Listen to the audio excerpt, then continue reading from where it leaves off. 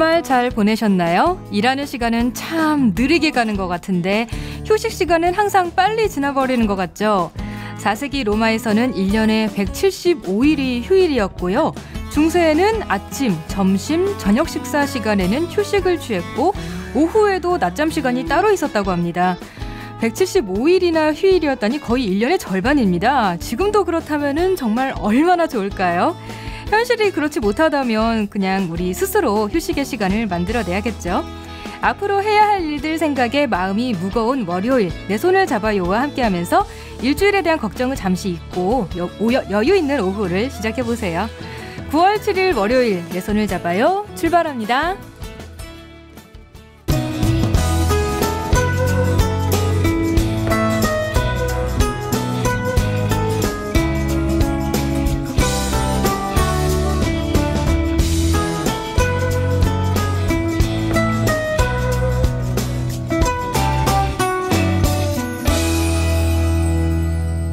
안녕하세요. 내 손을 잡아요. 진행의 홍옥희입니다. 네.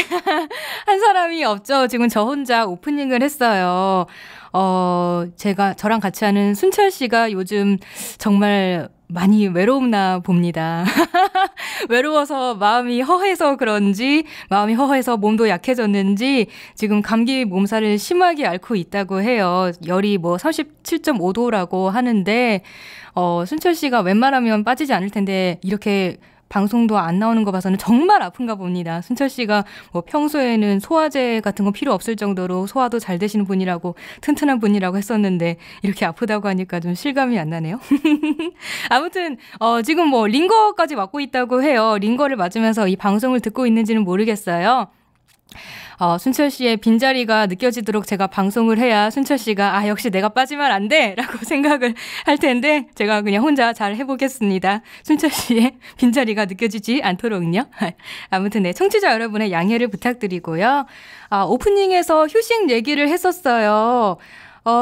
주말은 정말 빨리 지나갑니다. 누구에게나 다 그런 것 같아요. 저도 그렇고 월요일은 항상 이렇게 매년 돌아오고 항상 돌아오고 주말은 항상 빨리 지나가고. 그런데 그 스페인에서 스페인은요 시에스타라고 그 점심시간 이후에 낮잠을 자는 시간이 있다고 해요. 이런 건 정말 우리나라에 도입이 시급하지 않나요? 낮잠 시간, 이런 거 낮잠 시간 있으면 어떨까요? 진짜 점심 먹고 나서 너무 졸리잖아요. 이럴 때 스페인의 시에스타처럼 우리나라도 뭔가 이런 코에스타라든지 이런 거라도 생기면 좋을 것 같은데 아마 우리나라엔 이런 제도는 도입이 되지 않겠죠? 근데 저 혼자만 이런 얘기하고 있으니까 되게 웃긴데. 그렇죠? 너무 민망하니까 그냥 오늘 코너 속에 빨리 들어가도록 하겠습니다. 먼저 복지TV 박정인 기자와 함께 장애계 뉴스를 정리해 전해드리는 시간 마련되어 있고요. 다음으로는 저와 함께하는 주간 스포츠 영상 해설이 이어집니다. 그리고 이번 주에는 문화정보 톡톡을 오늘 전해드려요. 정부 정책을 인터뷰하는 세종포커스는 수요일에 보내드립니다. 이제 청취자들이 프로그램에 참여하실 수 있는 방법 알려드릴게요. www.facebook.com/kbicktv로 메시지 주시거나 인터넷에서 포피 채널을 검색해 블로그를 통해서 참여하실 수가 있습니다. 방송에 참여하신 청취자분께는 문화상품권을 드립니다. 많이 많이 참여해주세요.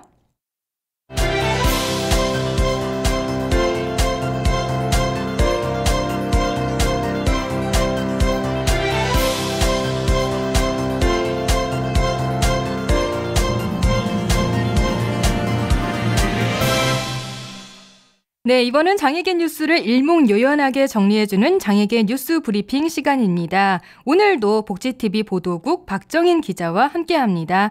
안녕하세요. 네, 안녕하세요. 네.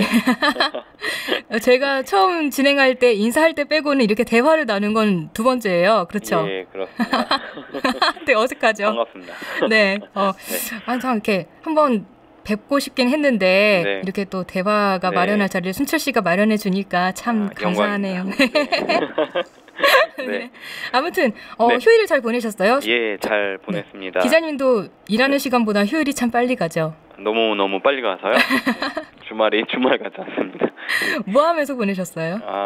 주말에 이것저것 좀 일 볼 게 있어가지고 네. 좀 돌아다니다가요. 네. 네, 저녁에 피자 하나 먹었습니다.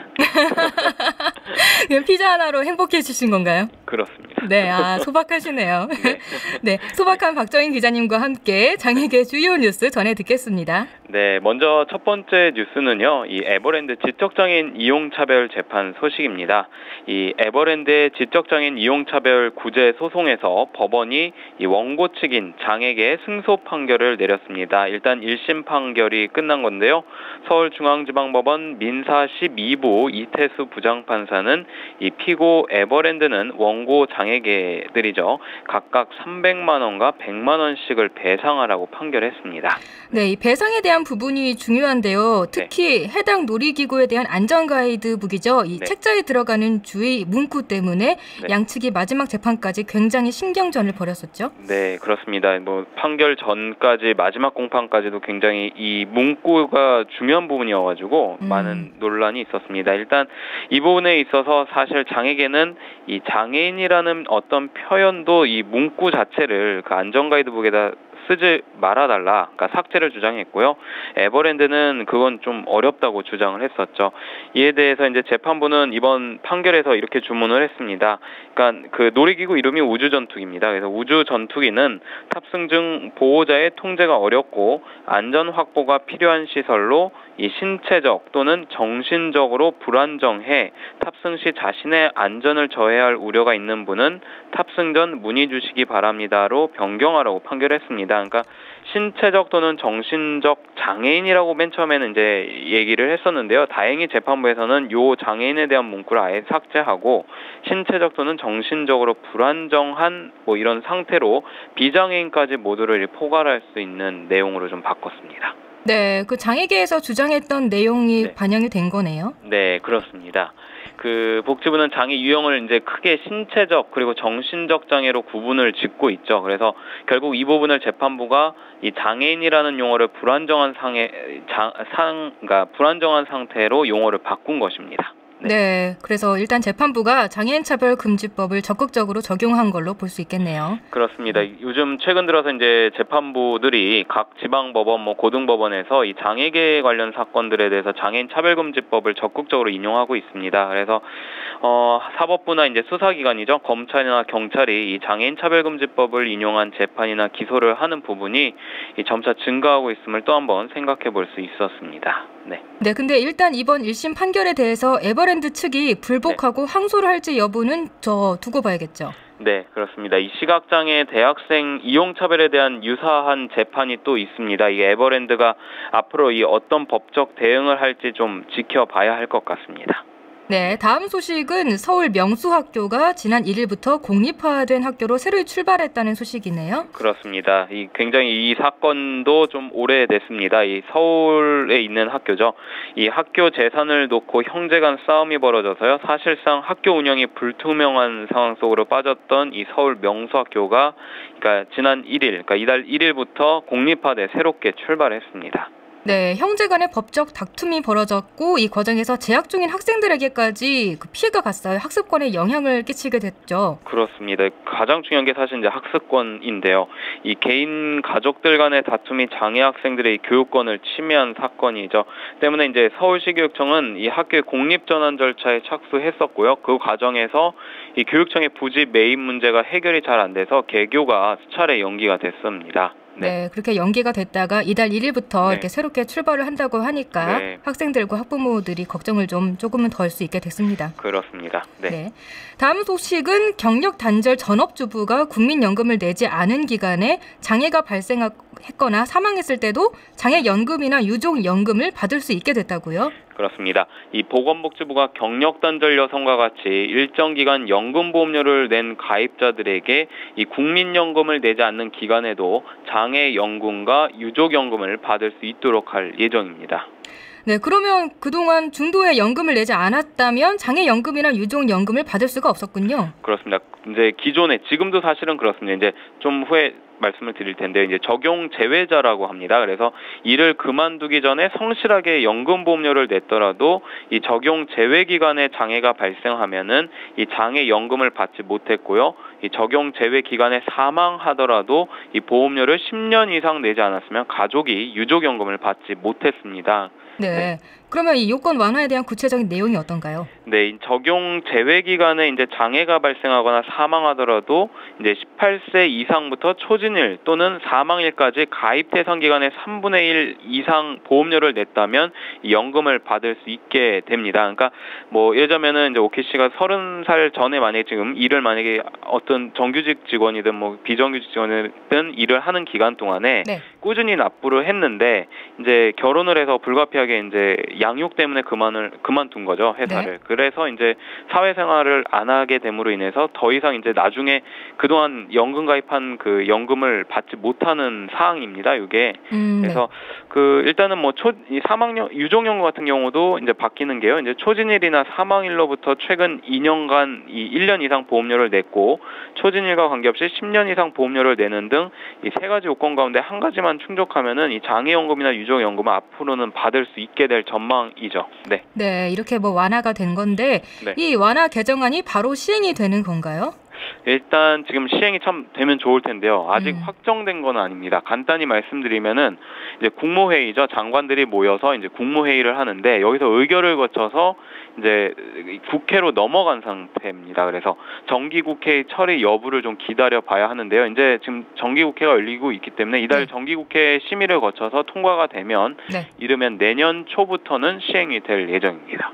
그럼 기자님은 이 처리가 잘 될 거라고 예상하세요? 예, 뭐 일단 이거는 뭐 이렇게 뭐 여야 간의 어떤 다툼이 있을 만한 내용도 아니고요. 그래서 뭐 국정감사가 이제 이달에 되어 있습니다. 그래서 국정감사가 순탄하게 진행만 된다면 뭐 별 의사 진행의 발언 없이 잘 처리가 될 수 있지 않을까 생각합니다. 네, 그렇군요. 네.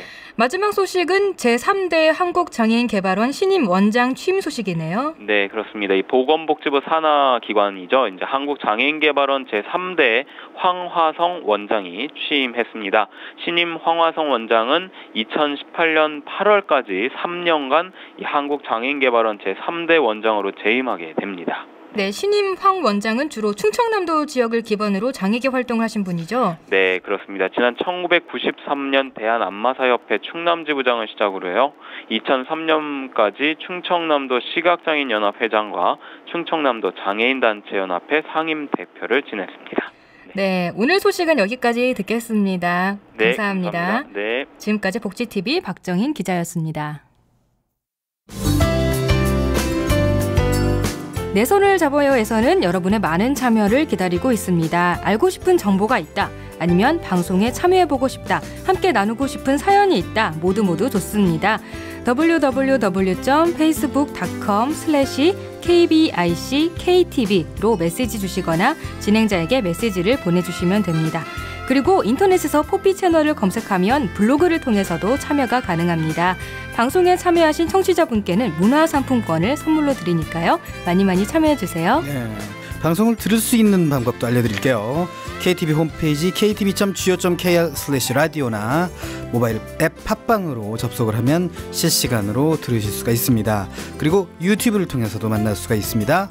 혹시 실시간으로 진행되는 방송을 놓치신 분들은 팟캐스트 서비스를 이용하면 다시 들으실 수 있습니다.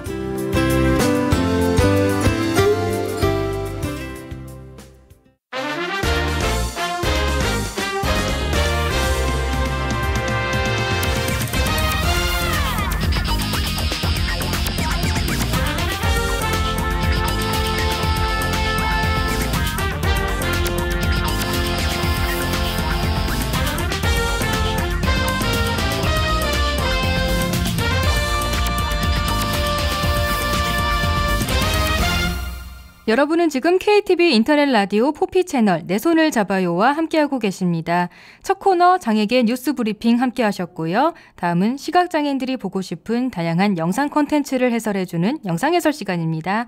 매주 월요일은 주말 동안 있었던 흥미진진한 스포츠 영상을 해설해드리는 주간 스포츠가 준비되어 있죠. 오늘 준비된 영상은요. 먼저 지난주에 엄청난 대승을 거둔 경기가 있었습니다. 바로 축구예요. 우리나라가 지난주 라오스전에서 제대로 골잔치를 벌였습니다. 무려 8대 0이에요. 정말 어마어마한 점수죠. 그래서 대체 어떤 골, 이 8개의 골 중에 어떤 골 장면을 설명해야 될까 굉장히 저는 즐거운 고민에 빠졌었는데요. 그래서 한 두세 개는 해야 되나 싶었는데 일단은 한 장면만 좀 어렵게 골랐어요. 왜냐하면 또 축구 외에도 다른 스포츠도 있기 때문에 여러 개를 할까 하다가 한 장면만 정말 어렵게 골랐습니다. 바로 권창훈 선수의 골 장면이에요. 굉장히 재미있게 골로 연결됐는데요. 이건 먼저 영상으로 확인을 해보고요. 두 번째는 저번 주 주간 스포츠에 이어서 이번에도 골라온 메이저리그 진기명기입니다. 도루를 했는데 왠지 아웃이 될 것 같다 싶으면 이 LA 다저스 저스틴 터너 선수처럼 하면은 찰 수가 있습니다. 여기까지만 언급하고요. 궁금하시죠? 나머지는 영상 보고 난 후에 설명드릴게요. 마지막은 프로야구 KBO 리그에서 KT 위즈 김선민 선수의 몸을 사리지 않은 수비로 LG 트윈스가 병살 아웃이 되는 장면입니다. 그러면 먼저 첫 번째 라오스전 골 장면부터 볼까요? 손흥민 선수 이렇게 갈라주는 연결이 너무 좋아요. 네, 이번에도 손흥민. 자, 이건 제쳐야 돼요. 네. 자, 그렇죠. 제쳤습니다. 손흥민. 그렇죠. 손흥민. 자, 마무리. 미끄덩. 권창훈 미끄러지고 말았습니다. 권창훈 선수. 네, 권창훈도 멀티골의 기회를 얻었었는데요. 자, 이거 나가요. 속였어요. 다시 한번 살려냅니다. 넘겼어요. 슛! 권창훈. 멀티골 기회를 이번에는 살렸습니다. 권창훈. 우리 선수 너무 잘해주네요. 6대0입니다. 6대0. 야, 정말 멋집니다. 너무 잘해주네요. 네. 자, 권창훈 A매치 4경기 만에 오늘 첫 번째 골과 두 번째 골을 모두 만들어냅니다. 그리고 지금 우리 선수들이 사실 여섯 번째 골인데 끝까지 수비하고 끝까지 공격에 집중합니다. 온사이드고요. 네. 권창훈 왼발. 네. 날아차기 완벽한 태권 슈팅을 보여줬어요. 이건 못 막죠. 3명이 지금 동시에 집중하지 않습니까?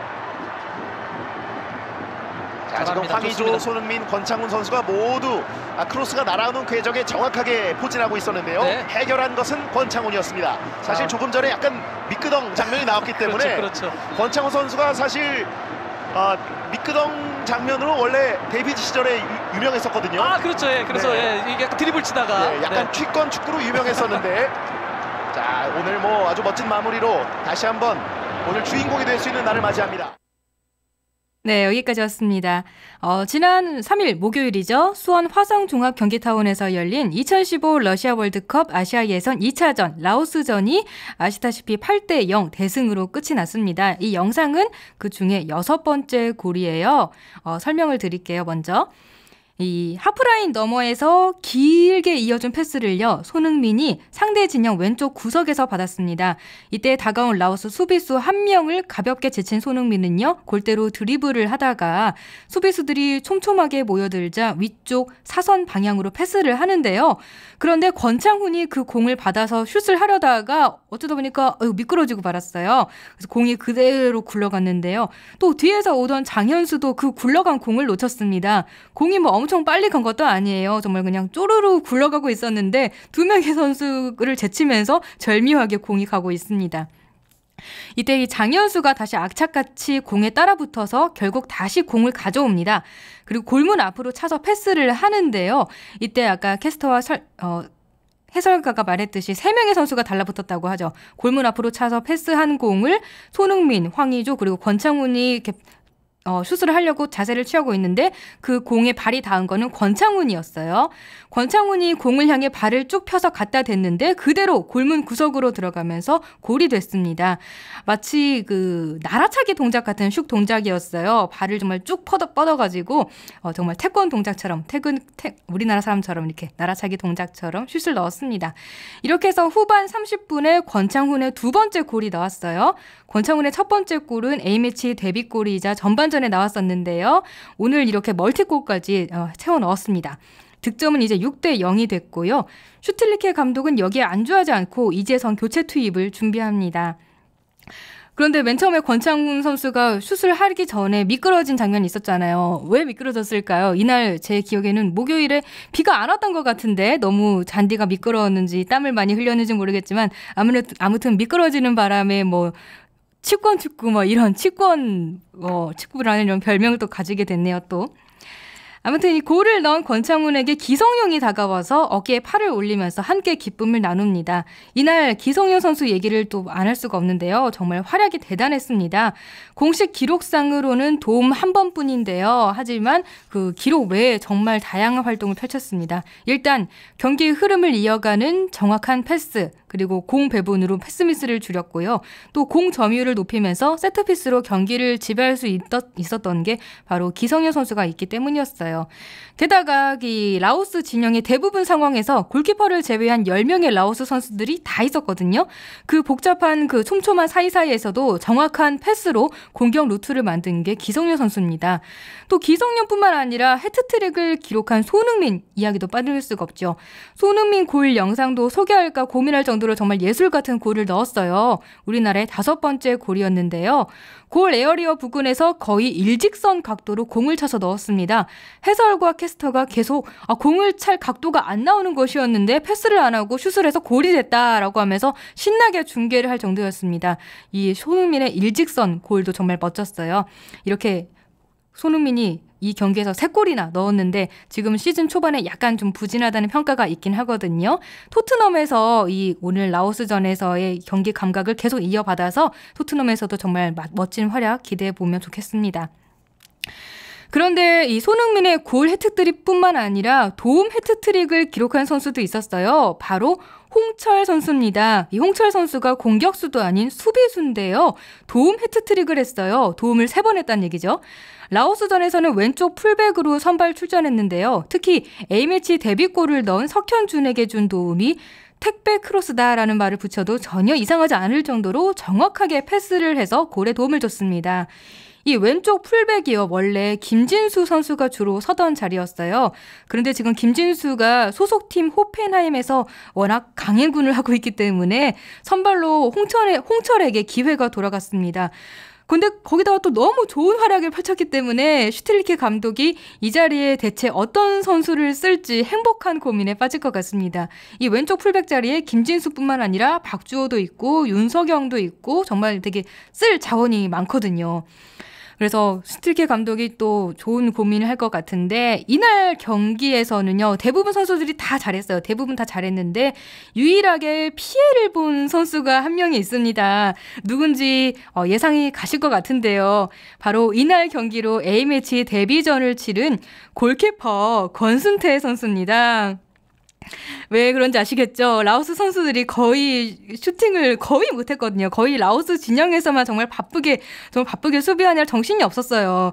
그래서 이 권순태 선수가 정말 가끔 화면에 나오면 있었구나. 저 선수 아직 있었구나라는 말이 나올 정도로 정말 이날 권순태에게는 휴가 같은 경기였습니다. 이 데뷔전이었는데 너무 아무것도 안 하고 경기가 끝나는 바람에 뭘 보여줄 기회가 없었어요. 선수 자신에게는 좀 아쉬운 날이 아니었나 싶습니다. 데뷔전이었는데 뭔가 이렇게 이렇다 할 선전도 없었고 활약상도 보여준 게 없어서요. 뭐 나중에라도 좋은 기회가 있겠죠. 그런데 이 라오스가 워낙 약팀이기 때문에 정확한 패스와 대량 득점이 100% 우리나라 실력이라고 볼 수 없다는 반응도 있었어요. 그리고 또 라오스 선수들이 신장도 작기 때문에 약간 좀 애들 데리고 경기한다는 느낌도 들 수가 있고요. 그리고 이 라오스 선수들이 프로 선수가 아니라 약간 좀 다른 본업이 있는 그런 선수들이 좀 많다고 하더라고요. 그래서 뭐 우리나라 선수들이 그렇게 실력이 뛰어난 게 아닐 수도 있다라고 반응도 있었는데요. 그런데 또 비교가 되는 게 캄보디아와 경기를 치른 일본의 경기 결과입니다. 라오스나 캄보디아나 실력은 독인 객인이죠. 그런데 우리나라는 라오스를 상대로 8골을 넣을 때요. 일본은 3골밖에 못 넣었습니다. 그래가지고요. 이게 좀 은근히 왠지 우리나라가 일본을 이긴 것 같고 그런 기분이 되게 좋더라고요. 이게 일본에 있어서는 스포츠에 있어서는 어쩔 수 없는 것 같아요. 그래가지고 일본 사람들도 일본이 처음에 3대 0으로 이겼다고 했을 때는 되게 좀 기뻐하다가 막상 또 우리나라가 8대 0으로 이겼다는 소식을 들으니까 괜히 찜찜하다고 이런 네티즌들의 반응이 또 있었습니다. 네. 그리고 또 라시아 예선 2차전이 또 이제 있어요. 바로 레바논과의 원정 경기입니다. 라오스는 홈에서 치렀고요. 이제 레바논에서 치르는데요. 여기서 이겨야 앞으로 더 순탄하게 예선전을 치를 수가 있어요. 왜냐하면 지금 우리나라가 조 1위이긴 하지만 패를 하는 것보다는 승점이 더 좋잖아요. 그리고 조 2위를 한다면은 본선에 진출하기가 좀 까다로워지거든요. 조 2위 팀들 중에 상위에 있는 팀만 본선에 진출할 수 있기 때문에 예선전에서는 1위로 진출하는 게 가장 마음이 편합니다. 그래서 이 레바논과의 경기가 정말 중요한데요. 레바논과의 전적이 별로 좋지가 않습니다. 1승 2무 1패예요. 특히 이 1패 때는 조광래 감독 때였는데요. 이때는 레바논 참사라는 말이 나올 정도로 이 패가 정말 충격적이었어요. 그래서 조광래 감독이 경질되기도 했었죠. 이번 레바논전에서는요. 손흥민이 빠지고 대신에 라오스전에 없었던 구자철과 박주호 선수가 합류하는데요. 하지만 구자철은 미드필더고 박주호는 수비수라 손흥민과 같은 공격 포지션이 아니기 때문에 주전 공격수 한 명이 빠진 상황에서 어떻게 골을 넣을 것인가 이거에 대한 고민이 또 슈틸케 감독이 필요해 보입니다. 그래도 이 레바논과의 경기가 이번만큼은 정말 시원하게 승리로 끝났으면 좋겠는데요. 침대 축구도 더 이상 보고 싶지 않고요. 레바논과의 경기는 저희가 다음 주 주간 스포츠 때 다시 또 설명을 해드리도록 하겠습니다. 다음 영상은 도루에서 죽다 살아난 메이저리그 LA 다저스 저스틴 터너 선수 영상입니다. The runner, the pitch is low. Posey's throw gets him on, and he must have missed him. Whoa! It was a very awkward slide by Turner, and it looked like the throw had him beaten. Here he comes, stumbles. He's short by plenty, and the helmet looked like it got in the way. And the question is his right hand. There comes the helmet. What's that? That is not how to slide. That's how to stumble. And he got away with it. 네, 정말 재밌는 영상인데 영어로만 들려서 잘 이해가 안 되시죠? 제가 설명해 드릴게요. 한국 시간으로 3일 LA 다저스 스타디움 구장에서 열린 미국 메이저리그 LA 다저스 대 샌프란시스코 자이언츠의 3연전 중 마지막 경기에서 펼쳐진 장면입니다. 4회 말 점수는 1대0으로 다저스가 앞서고요. 무사의 주자는 1루에 있는 상황입니다. 투수는 샌프란시스코의 마이크 리크고요. 타자는 이렇게 가까이 화면을 잡아주지가 않아서 누군지 정확히 제가 알아볼 수가 없었어요. 확실하지는 않지만 아마 안드레 이디어 선수인 것 같습니다. 아무튼 이 투수 리크의 공이 스트라이크 존 밑으로 들어오면서 이번에는 볼이 됐는데요. 그 사이에 1루에 있던 저스틴 터너가 도루를 시도합니다. 샌프란시스코 포수 버스터 포지가 공을 잡자마자 2루로 송구를 했어요. 도루를 막으려고요. 그래서 2루에 있던 에이르 아드리안자가 공을 잡아서 태그를 하려고 글로브를 땅에 대고 기다리고 있었습니다. 터너는 발이 빠른 선수가 아니거든요. 그래서 공보다 훨씬 늦게 왔어요. 그래도 헤드퍼스트 슬라이딩으로 머리가 먼저 가는 슬라이딩으로 베이스에 닿으려고 손을 뻗고 있었습니다. 그런데 여기서 씬스틸러, 이 영상의 씬스틸러 헬멧이 등장합니다. 터너가 슬라이딩하면서 들어올 때 터너의 헬멧이 벗겨졌거든요. 그런데 그 헬멧이 대굴대굴대굴 구르면서 태그하려고 기다리고 있던 아드리안자의 글로브에 닿았어요. 그래서 아드리안자가 헬멧으로 방해를 당한 거죠. 급하게 손을 다시 뻗어서 터너를 태그하려고 했지만요. 간발의 차로 터너의 손이 베이스에 먼저 닿으면서 이루심이 세이프를 선언합니다. 이렇게 해서 터너는 살았네? 이렇게 아무렇지 않은 표정으로 헬멧을 집어들어서 자리에서 툭툭 털어서 일어나고요. 아드리안자는 황당한 표정으로 이루심을 쳐다봅니다. 하지만 터너는 어찌 살았으니까 여유롭게 흐트러진 자기의 그 어깨까지 오는 장발의 머리카락을 손으로 쓸어 올려서 한번 쓱 정리한 후에 헬멧을 다시 씁니다. 이렇게 헬멧의 희생으로 헬멧이 대신 아웃당하면서 죽을 뻔한 터너가 살았어요. 헬멧한테 뽀뽀라도 해줘야 하는 거 아닌가 싶습니다. 여러분도 이렇게 다른 선수들도 이렇게 만약에 도루했는데 아웃을 당할 것 같다 싶으면 헬멧을 한번 이렇게 헬멧을 도움을 청해보시길 바랍니다. 아무튼 이 영상은 순철 씨가 설명을 들으면 참 재밌어 할 것 같은데 이걸 저 혼자 설명하고 있네요. 듣고 있겠죠. 재밌어 했으면 좋겠어요. 마지막 영상은요. 프로야구 KT 위즈의 김선민 선수가 보여준 멋진 수비 장면입니다. 자, 중심권 코스가 좋은데요. 자, 유격수 키를 잡았습니다. 유격수 김선민 발플레이. 나이스 플레이. 자, 그리고 1루에 더블아웃입니다. 자, 더블아웃을 만들어내네요. 네, 이번 영상은 짧죠. 지난 3일 목요일에 잠실구장에서 열린 LG 트윈스 대 KT 위즈의 대결입니다. 영상은 8회 말에 점수는 1대1이고요. 1사의 주자 1루입니다. 투수는 KT의 장시환, 타자는 LG의 정성훈입니다. 그런데 정성훈 선수가 친 공이 2루 옆 좌중간으로 날아가는데요. 보통이라면 이런 공은 안타예요. 그런데 유격수 김선민이, KT 김선민이 공에서 시선을 떼지 않으면서 공을 향해 끝까지 달려갑니다. 그리고 글로브를 쭉 뻗으면서 간신히 땅에 떨어지기 전에 잡았는데요.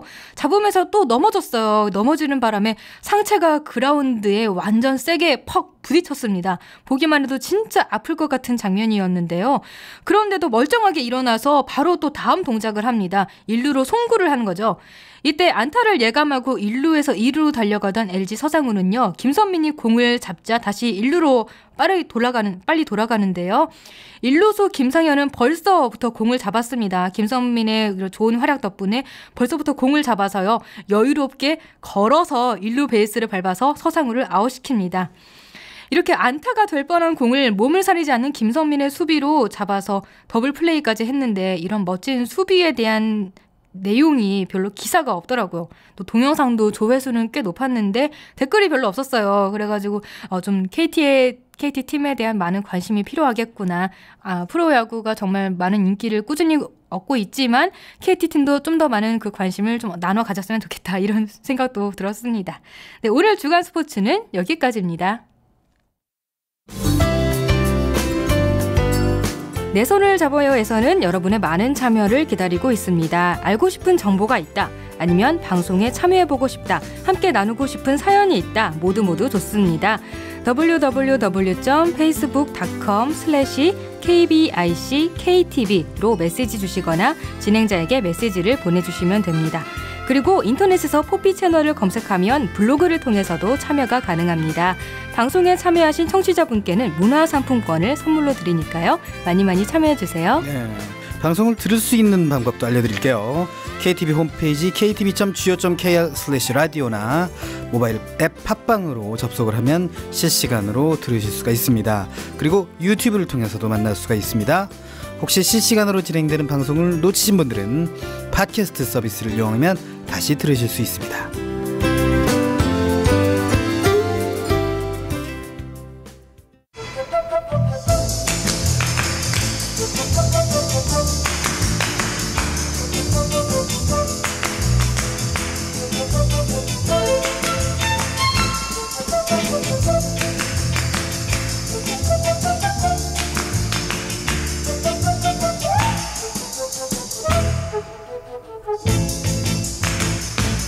여러분은 지금 KTV 포피 채널 내 손을 잡아요와 함께하고 계십니다. 저의 흥미진진한 해설로 주간 스포츠 들어봤고요. 원래 이 흥미진진한 해설이 그 순철 씨의 멘트인데 제가 제 입으로 흥미진진한 해설을 했습니다라고 하니까 좀 네, 좀 쑥스럽네요. 아무튼 저의 흥미진진한 해설로 주간 스포츠 들어봤고요. 이번에는 원래는 세종포커스가 준비되어 있었는데요. 이번 주는 세종포커스와 문화정보 톡톡을 바꿔서 진행합니다. 문화 관련 소식을 먼저 전해드릴게요. 네, 문화정보 톡톡입니다. 아직 낮에는 좀 덥긴 하지만 정말 가을이 많이 가까워졌다 느껴질 정도로 아침과 밤에 꽤 선선하죠? 이렇게 어디에 놀러 가기도 좋은 가을. 가을에는 여러분 뭘 하기에 좋은 계절이라고 생각하시나요? 저는 뭐 여러 가지 생각을 해봤는데 아무래도 가을은 천고마비의 계절이다. 이게 가장 머릿속에 먼저 떠오르더라고요. 하늘은 높고 말은 살찐다. 말은 왜 살찌냐? 식욕이 도니까. 먹을 것들이 너무 많이 눈에 들어오고 계속 막 먹고 싶고 이러니까 가을 하면은 저는 뭔가 이렇게 맛있는 거 식도락 여행 같은 거 막 가보고 싶어요. 그리고 또 빠뜨릴 수 없는 게 단풍 구경이죠. 이렇게 평소에도 등산 좋아하시는 분들은 뭐 계절을 가리지 않고 산에 오르시지만 특히 가을에는 그 등산객들이 많은 것 같아요. 산으로 들로 이렇게 단풍 구경 많이 가시고 또 단풍 구경하기 좋은 데는 전 개인적으로 궁궐 추천드리고 싶어요. 궁궐이 뭔가 그런 고즈넉한 매력이 있잖아요. 그런데 그렇게 단풍까지 또 싹 물이 들면은 정말 풍경이 기가 막힙니다. 궁궐에서 한번 단풍 구경 가보시고요. 또 소개해드려야 할 게 바로 독서의 계절이죠. 가을은 독서의 계절이다. 왜냐하면 날씨가 좋고 바람이 선선하게 불면 어디서든지 책을 읽기가 좋기 때문이에요. 그래서 바로 9월이 독서의 달이라고 합니다. 문화체육관광부에서는요, 독서의 달을 맞아 전국 각지에서 한 달간 9,600여 건의 독서 문화 행사를 개최한다고 합니다. 9,600여 건. 독서 문화 행사만. 정말 엄청나죠. 거의 뭐 10,000개에 육박하는 건데, 이걸 다 소개해드리면 좋겠지만 너무 많기 때문에 몇 가지만 제가 간단하게 소개를 해드릴게요. 먼저 올해 독서의 달 표어가 있습니다. 표어가 있다는 사실은 저도 몰랐는데요. 어떤 거냐면요. 바로 서로 독서로입니다. 서로 독서로. 입에 착 붙지 않나요? 이런 게 바로 표어죠. 입에 착 달라붙어야 이렇게 기억에 쉽게 남기 때문에 표어라고 할 수 있는 것 같은데, 그래서 정말 잘 지은 것 같아요. 이 서로 독서로의 뜻이 뭐냐면요. 서로 책 읽기를 권함으로써 다양한 사람들이 독서로 통한다라는 의미입니다. 그러니까 서로 독서를 이렇게 권하시고 또 서로 독서를 하면서 얘기도 나눠보시고 그런 대화의 주제가 될 수 있다면 참 좋을 것 같아요. 그래서 이 서로 독서로 통할 수 있는 행사를 알려드릴게요. 먼저 2015 대한민국 독서 대전이 오는 18일부터 20일까지 인천시에서 개최됩니다. 이 독서 대전이 뭐냐면요. 올해로 2번째로 개최되는 행사인데요. 정부, 공공기관, 지자체, 출판, 독서, 교육, 도서관계, 그리고 시민사회, 작가 및 예술인들이 함께 만드는 독서 문화 행사입니다. 그래서 어떤 행사들이 있냐면요. 먼저 개막식을 시작으로 음악이 어우러진 북 콘서트, 그리고 작가와의 대화 등의 공연 행사, 그리고 범국민 독서문화 활성화를 위한 토론, 학술 컨퍼런스 등이 열립니다. 그리고 독서 전시, 그리고 체험 부스가 운영되고요. 알뜰 책 장터도 열린다고 합니다. 북콘서트나 작가와의 대화 이런 것들은 정말 평소에 우리가 쉽게 할 수 없는 기회잖아요. 내가 책을 읽었는데 내 책을 읽고 나는 이런 생각이 들었는데 작가는 어떤 의도로 이런 문구를 썼을까 이런 거 궁금할 때가 있잖아요. 이럴 때 작가와 직접 대화를 하면서 작가가 쓴 책에 대한 이야기를 나눈다면 훨씬 더 책을 읽은 그 독서가 풍성해지지 않을까 그런 생각이 듭니다. 또 책을 하면 또 빠질 수 없는 게 토론, 학술 이런 것들이죠. 이런 것들도 좀 더 한 차원 높게 책을 읽은 그런 의미를 되짚어 볼 수 있는 시간이 될 것 같아요. 그래서 이 대한민국 독서 대전 또 많은 참여 부탁드리고요. 또 다른 독서 문화 행사가 있습니다. 바로 인문학자와 함께 지역을 탐방하는 기류의 인문학 프로그램이에요. 전국적으로 도서관에서 운영이 되고요. 어르신들이 지역 아동센터를 방문해서 아이들에게 책을 읽어주는 책 읽어주는 문화봉사단 활동도 있을 예정입니다. 기류의 인문학 이런 것들은 제 생각에는 그 책에 관련된 지역들을 작가와 같이 가서 이런 배경으로 이런 소설을 썼다 이런 책에 대한 이야기도 하면서 지역에 대한 얘기도 나누는 그런 뭔가 여행 같은, 그런데 여행인데 그냥 여행도 아니라 해설이 있는 여행 이런 느낌일 것 같아요. 그리고 또 어르신들이 아이들에게 책을 읽어준다. 이것도 또 뜻깊은 시간이 될 것 같습니다. 어르신들이 보통 아이들과 친해질 기회가 많이 없잖아요. 그런데 아이들과 이렇게 실감나게 책을 읽어주면서 서로 이렇게 돈독한 관계를 가질 수 있는 시간도 있을 것 같아요. 또 장애계에서도 관련 프로그램이 있습니다. 그 장애인들이 직접 쓴 문학 작품들이 있어요. 이 문학 작품들을 전시 발표해서요. 장애 유형별로 프로그램 운영 사례를 발표하는 제5회 장애인 독서 한마당이 있습니다. 이 장애인 독서 한마당은요. 국립장애인도서관에서 개최됩니다. 장애인들이 직접 쓴 문학 작품은 또 어떤 것들이 있는지 이 국립장애인도서관에 가셔서 한번 확인해 보시면 좋을 것 같아요. 이렇게 해서 여러 가지 행사로 독서에 관심 없는 분들도 이번 기회로 책과 더 친해질 수 있는 계기가 됐으면 좋겠습니다. 9월 독서의 달을 맞아 열리는 많은 독서 문화 행사 많이 참여해 보시고요. 오늘의 문화정보 톡톡은 여기까지입니다.